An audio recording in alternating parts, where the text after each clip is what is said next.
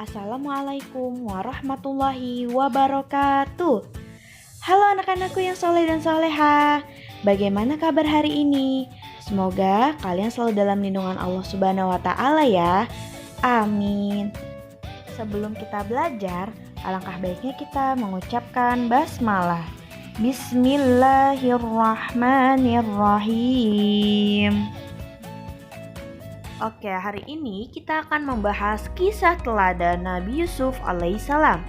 Perhatikan ya. Oke, hari ini kita akan membahas bab 11 yaitu kisah teladan Nabi Yusuf.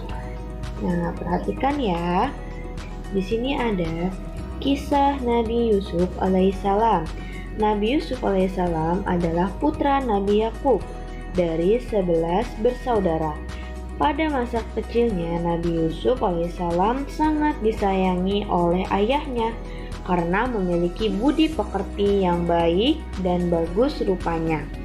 Di antara anak Nabi Yakub yang lainnya, Nabi Yusuf alaihissalam dan Bunyamin lebih dekat dengan ayahnya. Itulah yang menyebabkan saudara-saudara yang lain menjadi iri hati. Oke, pada malam hari Nabi Yusuf alaihissalam bermimpi. Mimpi yang dialami Nabi Yusuf alaihissalam tersebut diceritakan kepada ayahnya.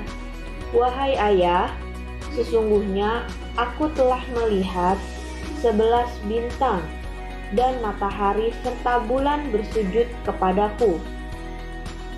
Ayahnya kemudian menjawab, wah anakku, janganlah kamu ceritakan mimpimu kepada saudara-saudaramu, karena nanti mereka akan berbuat tipu daya kepadamu.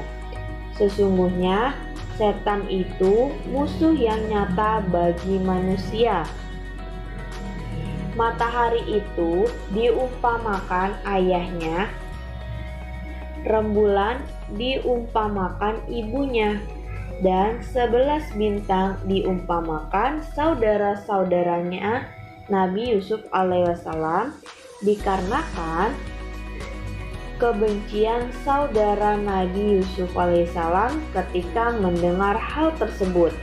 Mereka bermusyawarah supaya Nabi Yusuf dibuang atau dihilangkan agar berpisah dengan ayah mereka. Jika Nabi Yusuf sudah berpisah dengan ayahnya, pasti semua saudaranya akan disayang oleh ayahnya. Salah satu saudara Nabi Yusuf yang bernama Yahuda tidak setuju jika Nabi Yusuf disakiti, sebab menyakiti adalah perbuatan dosa besar. Ia mengusulkan agar Nabi Yusuf lebih baik dibuang di sumur saja. Oke, semua saudara setuju atas usulan Yahuda. Mereka meminta izin ayahnya untuk mengajak Nabi Yusuf bermain dengan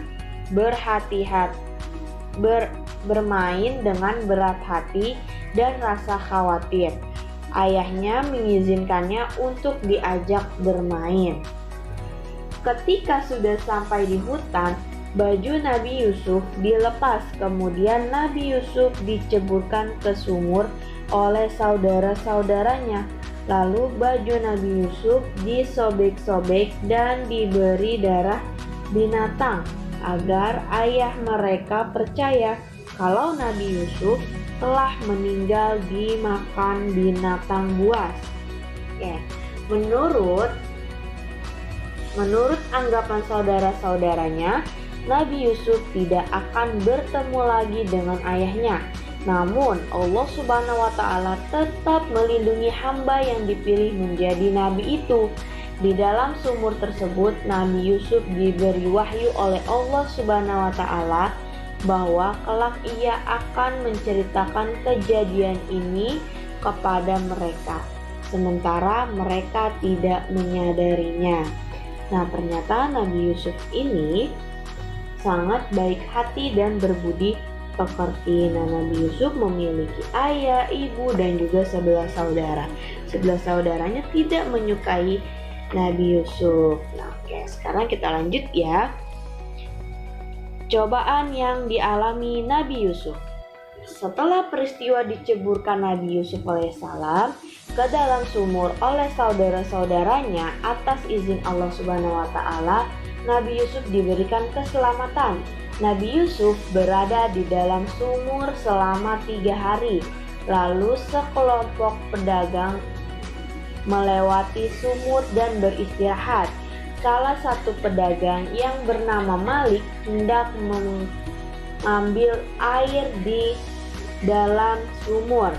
Setelah timbanya ditarik ke atas, ada Nabi Yusuf sedang berpegangan di tali timba. Setelah itu Nabi Yusuf dibawa oleh pedagang tersebut ke negeri Mesir untuk dijual. Sesampainya di Mesir, Nabi Yusuf dibeli oleh Kitfirul Aziz. Kitfirul Aziz memerintahkan kepada istrinya supaya Nabi Yusuf alaihissalam ini dimuliakan dan dihormati. Nabi Yusuf alaihissalam bertempat tinggal serumah dengan Kitfirul Aziz dan istrinya yang bernama Siti Zulaikha. Nabi Yusuf merupakan sosok pemuda yang memiliki rupa dan akhlak terpuji. Akan tetapi Nabi Yusuf mendapatkan cobaan melalui Siti Zulaikha. Suatu saat Kitfirul Aziz, suami Siti Zulaikha, sedang pergi keluar rumah. Kesempatan itu dimanfaatkan oleh Siti Zulaikha untuk berbuat tidak terpuji. Pada saat itu Allah Subhanahu wa taala mengutuskan malaikat Jibril dengan menyerupai ayah Nabi Yusuf dan berkata, lanjut di halaman 102. Dan berkata, Yusuf, engkau anakku, jika engkau terpengaruh untuk melakukan hal tidak terpuji tersebut. Nabi SAW senantiasa bertakwa kepada Allah dan mendengar nasihat ayahnya. Tiba-tiba datanglah Kitfirul Aziz, suami Siti Zulaikha. Kemudian Siti Zulaikha memfitnah Nabi Yusuf, telah mempengaruhinya untuk melakukan hal tidak terpuji dan menyuruh suaminya untuk memenjarakan saja Nabi Yusuf. Nabi Yusuf berkata, tidak Tuan, sebenarnya Siti Zulaikha yang hendak melakukan hal yang tidak terpuji. Pada saat pertengkaran tersebut, ada seorang bayi dengan gendongan yang menyaksikan kejadian tersebut. Atas kekuasaan Allah Subhanahu wa taala, bayi tersebut dapat berbicara dan mengatakan, Hai Kitfirul Aziz, lihatlah Nabi Yusuf. Jika baju bagian depan Nabi Yusuf sobek, berarti Nabi Yusuf bersalah. Akan tetapi, jika bagian belakang Nabi Yusuf yang sobek, berarti Siti Zulaikha yang bersalah, karena telah menarik Nabi Yusuf ketika menghindar melakukan perbuatan tidak terpuji. Setelah Kitfirul Aziz melihat baju Nabi Yusuf sobek di bagian belakang, Kitfirul Aziz merasa malu karena ternyata istrinya yang telah melakukan hal tidak terpuji dan memfitnah Nabi Yusuf. Kitfirul Aziz takut kepada Nabi Yusuf dan berkata, Hai Yusuf, perkara ini jangan kau sebarluaskan. Nanti aku malu, kata Kitfirul Aziz. Lalu berkata kepada istrinya, Hai Zulaikha, mintalah ampun atas dosa-dosamu. Sesungguhnya engkau termasuk orang yang berbuat dosa. Nah, itu adalah kisah Nabi Yusuf dan juga cobaan yang dialami Nabi Yusuf ketika Nabi Yusuf diceburkan sumur oleh saudaranya. Lalu Nabi Yusuf ditolongkan oleh pedagang yang akhirnya menarik sumur tersebut, tali timba tersebut. Akhirnya Nabi Yusuf dijual.